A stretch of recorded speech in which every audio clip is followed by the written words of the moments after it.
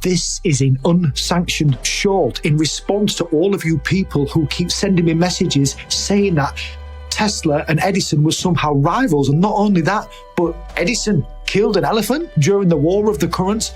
This is nonsense. There's an article online, The Terrible Thing Edison Did to Slander Nikola Tesla. It's been shared thousands of times. Edison's described as a slobby, flap-jawed, evil capitalist. Tesla, a slender proto-hipster, a futuristic genius. Tesla was a very rich man because of the AC system which he built in combination with Westinghouse. This isn't history, it's nonsense. The article goes on to say that Edison had promised Tesla $50,000. That's going to be debunked in the very next episode of Visionaries, Rebels and Machines. Not a little bit debunked, it will be totally debunked. Edison and Tesla were on friendly terms. But here is the kicker. This article says that Edison killed an elephant, Topsy, as part of the current wars. This is when he was trying to prove that DC was superior to AC. It wasn't, by the way. Well, Topsy didn't die until 1903. This was 10 years after the current wars. And Topsy was electrocuted by the power company, and Edison's film company filmed it. They were not the only members of the press that day.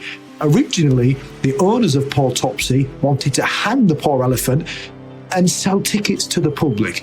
In the end, it was decided it would be more humane to put the elephant to death via electrocution. This is what happened. It had nothing to do with Thomas Edison and had nothing to do with the War of the Currents.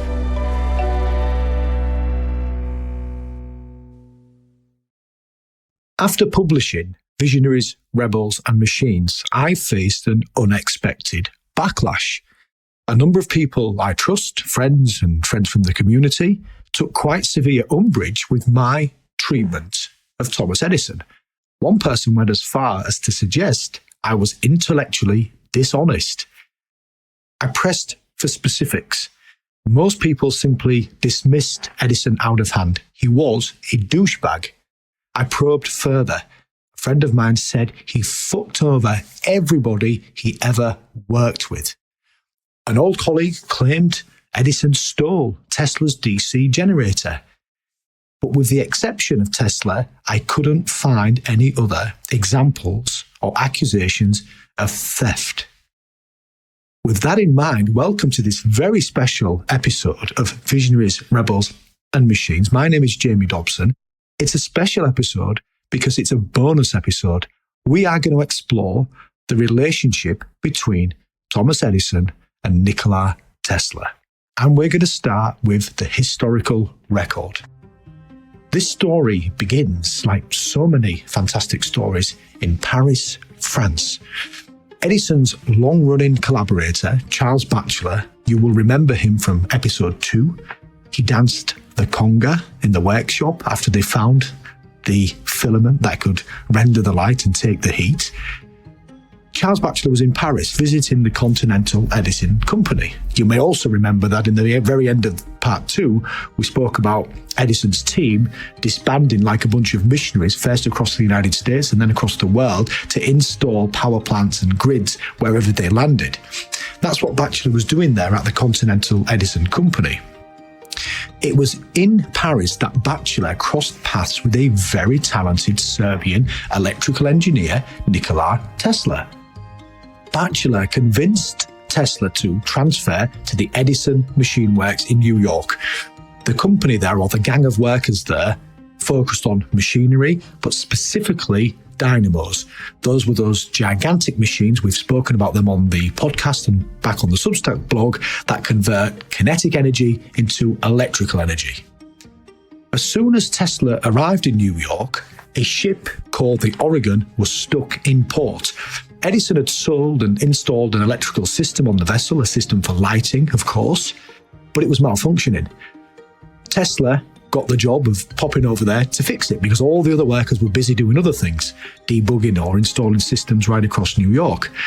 Tesla worked all night and he fixed the faulty dynamo, the guilty dynamo. This was the very first time two of them met as they were trying to sort out the Oregon. Of the encounter, Edison said of Tesla, "That is a damn good man." Tesla and Edison met only one more time during Tesla's employment at the Edison Machine Works. He was, by the way, a salaried employee, one of hundreds. Now, despite the brevity of his experience, working with Edison and seeing the machine works up close planted the seeds for his own future as an inventor. And in fact, later in 1919, in his autobiography, and this autobiography, as we're about to find out, is the source of a lot of trouble in the Edison versus Tesla myth. In his autobiography, he wrote, "The effect Edison produced on me was extraordinary.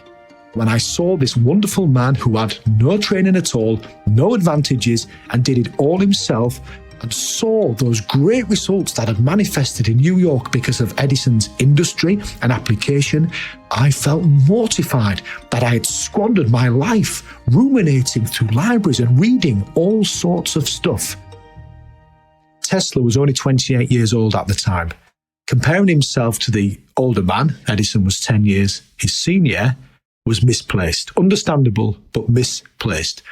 Tesla's reading and studies stood him in great stead for the understanding and comprehension of electricity. And in fact, Charles Batchelor, and this is a quote, was awed by what Nikola Tesla could do and just how deep he understood electricity. Now, in Visionaries, Rebels and Machines, the book and the podcast, I talk about Edison's intuitive understanding of electricity. But really, the limits of his understanding end and probably begin with the high resistant light bulb. But it was the next generation, especially men like Tesla, who picked up Edison's ideas and ran with them. Why? Well, I think of Tesla as being electricity native. As I write about quite extensively in the book, it's not the inventor of a technology that goes on to dictate its destiny or its future, but it's those kids or those people who come of age when that technology comes online. Edison was not electricity native, he was telegraphy native. He came of age, like we discussed in part 1 of this trilogy, during the age of telegraphy. All of his ideas for the grid and that system to subdivide light came from switching and telegraphy. Tesla was different. He was 10 years younger. He came of age in the age of electricity. And this differentiates what the two men would then both go on to do. Now, this is just a very polite way or a different way of saying Tesla had a much better understanding of electricity and what could be done with it. And Edison, it's important to note, would have completely agreed with that statement. 6 months after repairing the Oregon, Tesla made a short note in his diary. It said the following: saying goodbye to the Edison Machine Works. That was it. Finished. For the following 2 years, Tesla worked on an arc lamp system, and much more importantly for the history of the human race, he developed his ideas around alternating current, a vastly, vastly superior system to Edison's DC system, because AC allows electricity to be transferred at high voltage across huge distances before being transformed to a low voltage where it can be safely consumed. George Westinghouse partnered with Tesla, and that partnership led to the successful deployment of AC. And surprise, surprise, that made Nikola Tesla extremely rich. And the reason I say surprise, surprise is because my guess is that you think Tesla was a poor man. This is not true. He may have died poor, but he certainly did not live poor. Paul Israel has been working on the Edison papers since 1980, well over 40 years now. I do get the feeling it was a short-term project, but he's still there fighting the good fight and helping people like me and people like you now to understand a very misunderstood person, namely Thomas Edison. Israel makes a crucial point about AC versus DC, the so-called war of the currents. It was largely a media invention. Journalists at the time concocted this so-called war, and they pitted AC and Westinghouse against the DC system and Thomas Edison. The journalists' primary aim was to sell newspapers, was to create sensation. Does it sound familiar? What do I say in the book all the time? Technologies change, but human nature does not. Tesla himself, according to Paul Israel, was, and I quote, a minor player whose most important work, the electric motor, as well as his other inventions, were owned by Westinghouse. So crucially, Israel points out that advertisements, correspondence, and newspaper articles cast Westinghouse and not Nikola Tesla as Edison's greatest foe. In Israel's biography of Edison, chapter 17 to be specific, Tesla doesn't come up at all. The reason is extremely simple. Neither Tesla nor Edison viewed the other as a rival during the so-called War of the Currents. The rivalry that has a grip of the public's imagination did not exist in that historical moment, and it does not exist in the historical record. Fast forward to 1895, Tesla's laboratory burnt down. He'd forgotten to insure it, but the biggest loss wasn't financial. The biggest loss was to his work and to his ideas and everything that in that moment was in progress. Observers watched the heartbroken Tesla walking slowly through the ashes, picking up bits of equipment, blowing the dust off, shaking his head and dropping them back into the pile of ashes with tears in his eyes. It's a tremendously sad image.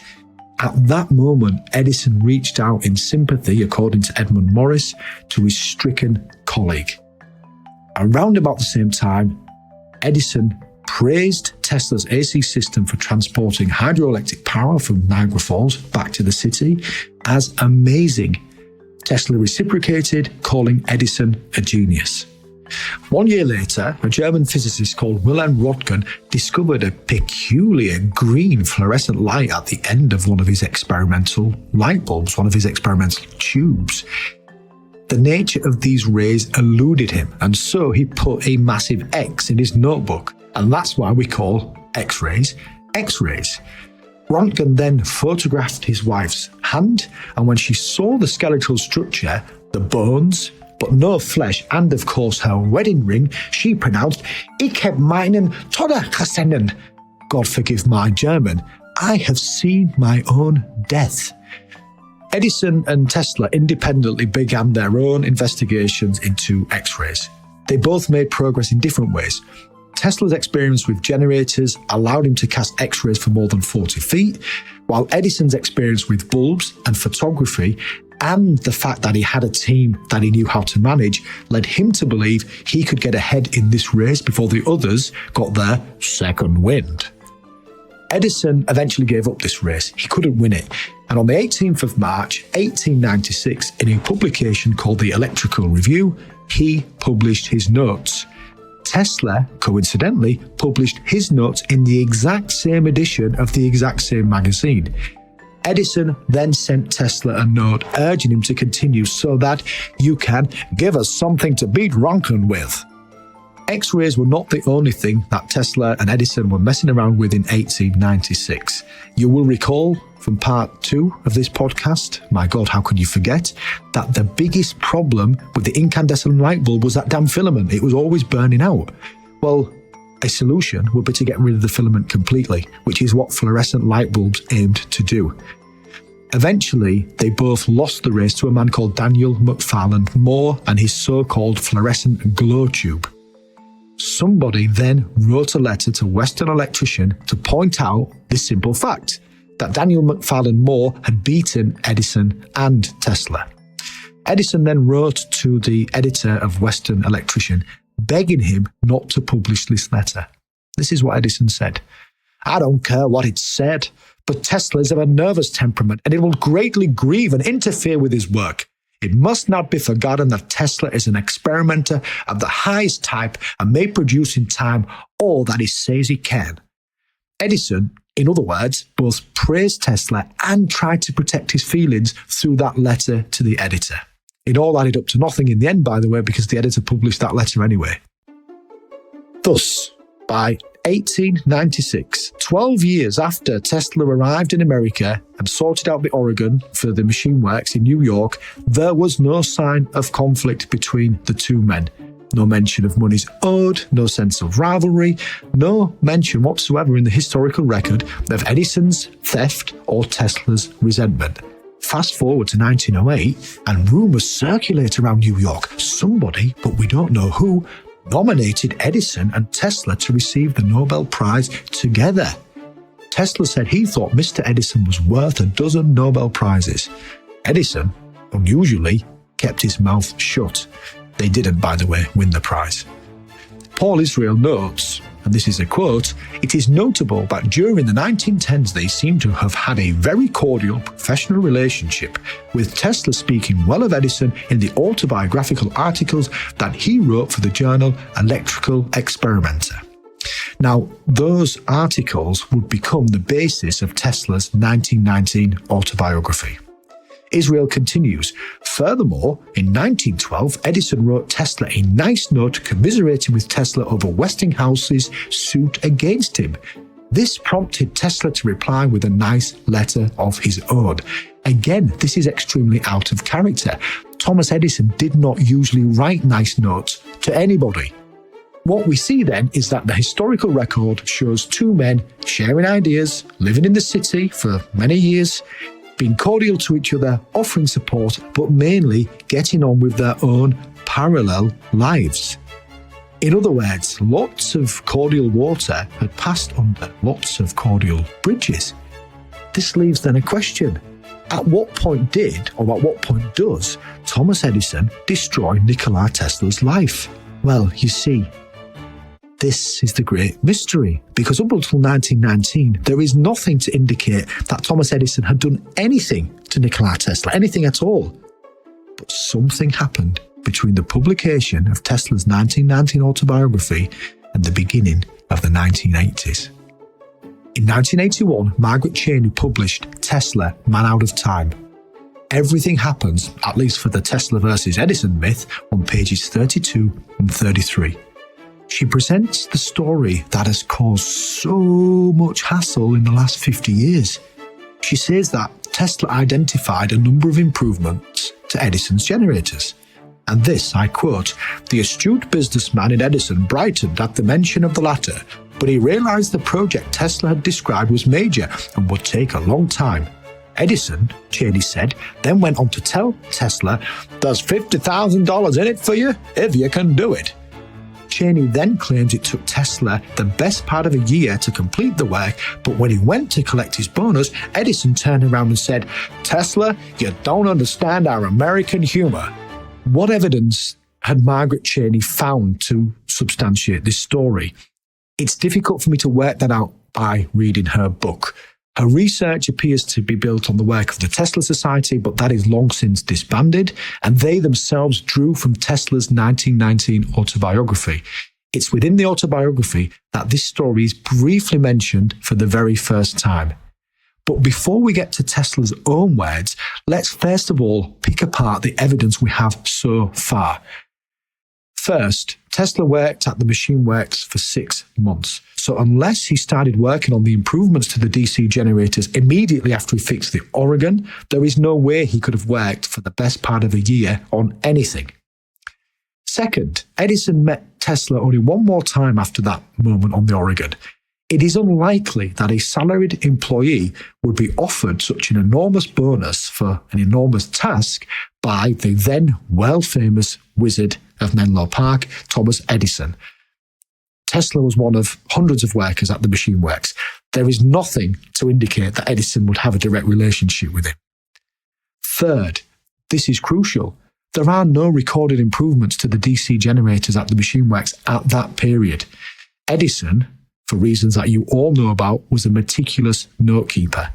There are no notes of improvements from the machine works in that period when Tesla was supposedly working on these improvements. Fourth, $50,000 is around about $1.6 or $1.7 million in today's money. The Edison machine works did not have that money. They did not have it in the bank. They could not access it. They were known for their stinginess. And there is simply no way that Tesla, despite how young he was, I mean, he was 28, 29 at this point, there is no way Tesla would have agreed to work for such an amount without putting that into a contract.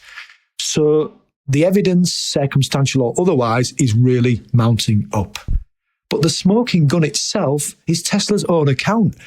Page 71 of that 1919 autobiography says the following: "For nearly a year, my regular hours were from 10:30 until 5 o'clock the following morning. Edison said to me, I've had many hard-working assistants, but you take the cake. During this period, I designed 24 different types of standard machines with short cores and uniform patterns. The manager had promised me $50,000 on the completion of this task, but it turned out to be a practical joke. This gave me a painful shock and I resigned my position. The manager made the promise, not Edison. Why had this only come up now, decades later? Well, Paul Israel thinks that Tesla, at this point, frustrated with his life, was looking for something to point his frustrations at. The truth is, nobody really knows why he included this paragraph and decided to tell that story all those years later. But nevertheless, he does tell the story only in passing. The rest of Tesla's autobiography is extremely telling. Edison's name appears 14 times. I counted them, 14 times. The first few times that his name pops up is all around the Oregon incident. Another time, references are to Edison companies such as Continental Edison or the Edison Machine Works, and Tesla refers once to an Edison machine. The seventh reference contains Tesla's statement about the remarkable effect Edison had on him, and the last mention, and this is remarkable, appears under an image of Tesla after he had been awarded and accepted the Edison Medal from the American Institute of Electrical Engineers. Why would Tesla accept a medal named after a man who had done him so much harm? It simply does not add up. He accepted the medal named after Thomas Edison because he looked up to him and because he respected him. That, to me, is the myth debunked. A cordial relationship lasting decades and a story written in frustration that in any case did not even point the finger at Thomas Edison, but pointed the finger at one of his managers. So how on earth has Nikola Tesla versus Thomas Edison become a thing? Why does my friend think that Thomas Edison is not an arsehole, not a psycho, not a thief, but a douchebag? We don't even say the word douchebag in the United Kingdom. This is what I think happened. In 2012, Matthew Inman published a comic strip on his site, The Oatmeal. Until a few days ago, I didn't actually know what The Oatmeal was. The comic's hilarious, Inman's work is hilarious, and right now he's got a brand new show on Netflix, so congratulations to him. The guy's a genius. Well, his comic was called Why Nikola Tesla Was the Greatest Geek Who Ever Lived. The punchline, spoiler alert, is the following: the only thing Edison truly pioneered was douchebaggery. A rebuttal soon came from Forbes magazine and a journalist called Alec Knapp. But then you're never going to guess what? Inman then rebutted the rebuttal. And he pointed out all the errors in Knapp's article, and actually the follow-up article is even funnier than the original. But crucially, Inman's response reminds us as readers and reminds poor Alex Knapp as a journalist that comedians, you really should not mess with these guys, that comedians use hyperbole for effect.